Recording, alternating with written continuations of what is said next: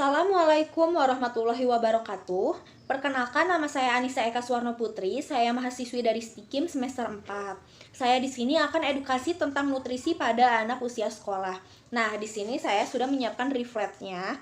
Di dalam leaflet ini sudah ada pengertian nutrisi, fungsi nutrisi, tujuan nutrisi untuk anak usia sekolah, contoh menu makanan untuk anak usia sekolah, tips bagi orang tua agar anak tidak jajan sembarangan, dan bahaya makanan jajanan.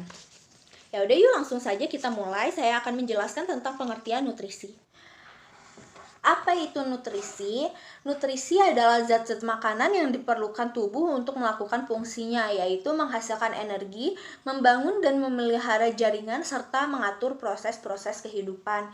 Nah, nutrisi ini terdiri dari karbohidrat, protein, lemak, vitamin, mineral, dan air.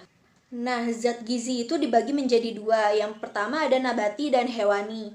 Nah, yang nabati ini dia sumber zat gizinya itu yang berasal dari tumbuh-tumbuhan. Sedangkan yang hewani dia sumber zat gizinya itu yang berasal dari hewani. Nah, dari nutrisi ini dia memiliki fungsi. Jadi ada fungsi nutrisi.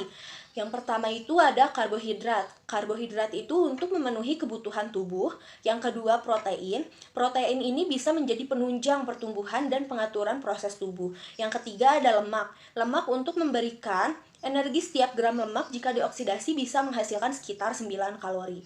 Dan yang keempat itu ada vitamin dan mineral.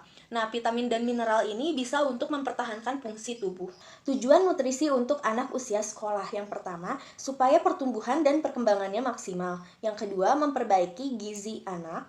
Yang ketiga, menentukan perkembangan anak usia selanjutnya. Yang keempat, motivasi orang tua untuk membiasakan anak dengan makanan yang baik. Yang kelima, motivasi anak untuk tetap menyukai jenis makanan yang baru. Nah, di sini udah ada contoh makanan untuk anak usia sekolah. Nah, yang pertama itu ada sehari 3 piring nasi setara dengan 1 piringnya itu 200 gram. 2 potong lauk hewani setara dengan 1 potongnya itu 50 gram. 2 potong lauk nabati setara dengan 1 potongnya itu 20 gram. 1,5 porsi sayur itu 1 porsinya itu 100 gram tanpa kuah. 2 potong buah, yaitu 1 potongnya itu sekitar 100 gram buah matang. 1 gelas susu, 1 gelas susunya itu 200 gram. Faktor yang mempengaruhi gizi pada usia anak sekolah. Yang pertama itu usia sekolah adalah usia puncak pertumbuhan. Pada usia ini asupan gizi diperlukan untuk memenuhi keduanya, yaitu fisik dan mental anak.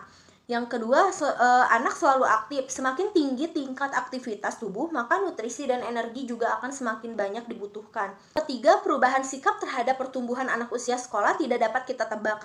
Apa selera makanan yang saat ini sedang mereka senangi? Perubahan sikap terhadap makanan dipengaruhi oleh beberapa faktor. Salah satunya adalah faktor dari luar. Yang keempat, tidak suka makan makanan yang bergizi. Ya, telah terbukti anak usia sekolah sangat sulit untuk dapat mengkonsumsi makan makanan yang sedang ia perlukan untuk masa pertumbuhannya. Kriteria makanan yang banyak disukai oleh anak usia ini adalah makanan yang banyak mengandung gula dan warna yang cerah sehingga menarik untuk anak konsumsi.